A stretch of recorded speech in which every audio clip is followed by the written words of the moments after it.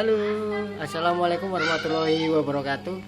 Pada kesempatan malam hari ini, saya akan coba jelaskan mengenai prosedur ikan koi sebelum masuk ke kolam filter. Ini konteksnya adalah ikan koi yang baru datang.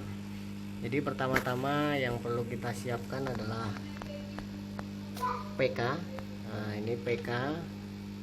Ini berfungsi untuk membersihkan tubuh ikan dari bakteri, jamur maupun kutu sebelum masuk di kolam ataupun akuarium karantina agar steril. Cara penggunaan PK sendiri, siapkan wadah atau bak, kemudian diisi air bersih. Tuangkan PK secukupnya asal berwarna ungu begitu saja, lalu ikan dimasukkan paling lama 1 menit, lalu dibilas dengan air bersih dan masukkan ke bak karantina ataupun akuarium. Bentuknya seperti ini kira-kira PK di serbuk. Ini kalau dituang di air warnanya ungu. Terus yang kedua, apabila ikan ada gejala sakit, biasanya saya pakai obat ikan ini El-Boyu. El-Boyu ini jika kondisi ikan memang sakit ataupun stres. Nah, ini dapat mengobati ikan yang kondisinya sakit maupun stres. Tapi kalaupun ikan hanya mengalami kelelahan, tidak ada indikasi sakit pada tubuhnya maupun insangnya atau sirip, jadi tidak perlu memakai ini. Nah, kemudian yang sangat penting untuk karantina adalah garam ikan. Ini garam ikan ya, ini non yodium. Jadi ini pemakaiannya adalah kurang lebih 0,1% air. Nah, ini pemakaiannya untuk karantina. Selanjutnya, sebelum karantina pastikan bak karantina maupun akuarium dalam kondisi yang steril ya. Nah, ini filter, pasangkan filter yang mudah dicuci. Nah, mudah dicuci berkali-kali, jadi tidak boros ya. Setiap karantina ikan yang baru datang maupun ikan yang sakit tidak harus ganti filter, cukup dicuci yang bisa dicuci. Nah, ini saya pakai filter model Susun yang di sini ada green wall yang warna hijau ini, kemudian ada black foam maupun busa berwarna hitam, sama di atas ini pengganti jet mat untuk penyaring. Nah, terus berikutnya siapkan akuarium. Kalau akuarium bervariasi, kalau untuk ikan ukuran maksimal size di 40 dengan jumlah ikan yang tidak terlalu banyak. Nah, saya gunakan akuarium ukuran 100 cm, kemudian lebarnya 50 cm dengan ketinggian air sekitar 40 cm. Kemudian saya memakai mesin untuk sirkulasinya pakai Kiyosaki SP 1800 dengan outputnya 1600 liter per jam, daya dorong headnya 1,5 meter. Nah, ini yang saya pakai. Jadi tidak perlu mesin yang terlalu deras, karena ikan dalam kondisi stres maupun capek itu dia berusaha menghindari arus, jadi tidak perlu arus yang deras. Jadi begini semburannya, tidak perlu deras, dia hanya perlu untuk memutar air sesuai dengan volume akuarium.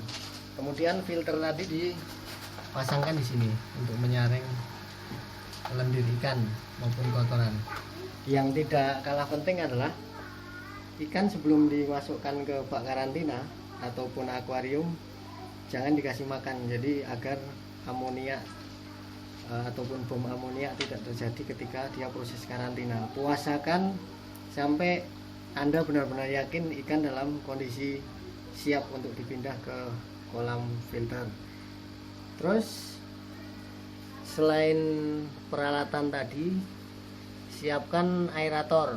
Ini juga kapasitasnya jangan terlalu besar. Untuk bak maupun akuarium seluas ini saya pakai aerator merek Yamano LP30W 18 watt.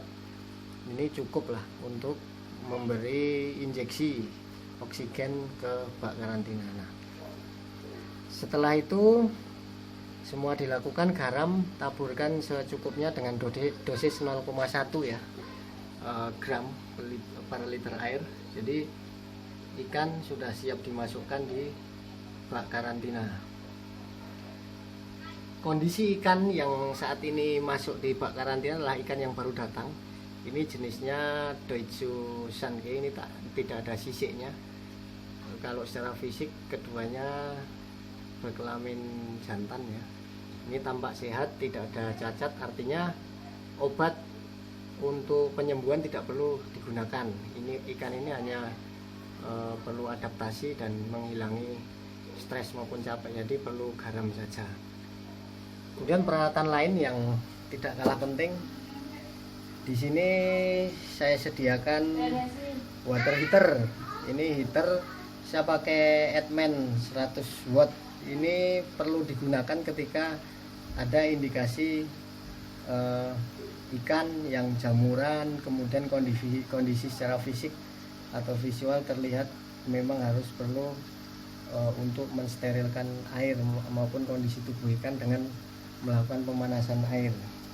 Nah, ini dapat di setel temperaturnya ya, mulai dari temperatur terendah ini ada 30 derajat Celcius sampai dengan temperatur tertinggi 34. Namun suhu di daerah saya rata-rata berkisar antara 30 sampai 32 suhu airnya, maka saya setel di 32. Ini bertujuan agar infeksi maupun bakteri yang ada di air maupun di ikan tidak berpotensi menyebar atau membunuh bakteri yang ada.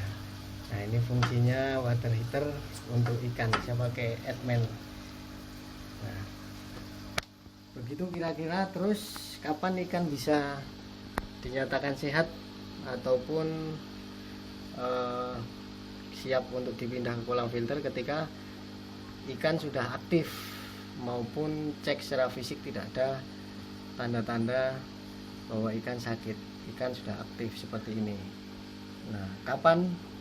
Nah, harinya bisa 3 hari, bisa 5 hari. Biasanya saya sih 5 sampai 7 hari. Oh iya, kembali lagi ke water heater. Ini tips agar water heater tidak tersenggol ikan kemudian berbenturan dengan dinding bak karantina ataupun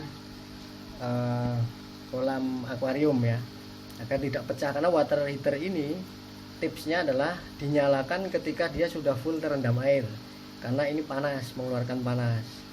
Nah, kalau sudah terendam air, nah kita tambahkan styrofoam ataupun busa di atasnya agar dia mengapung. Jika dia terkena senggolan ikan atau tertabrak ikan, dia akan mengapung dan tidak kontak langsung dengan kaca. Jika tidak ada penahannya, dia akan sering berbenturan dengan kaca. Dengan kondisi panas dia akan mudah pecah. Nah, ini tipsnya. Kira-kira begitu. Bisa dilihat ini standarisasi karantina ikan koi baru maupun ikan koi sakit sebelum masuk ke kolam filter. Terima kasih, semoga bermanfaat vlog kali ini. Terus dukung channel saya, subscribe, like, dan share. Terima kasih. Assalamualaikum warahmatullahi wabarakatuh. Salam Koi Indonesia.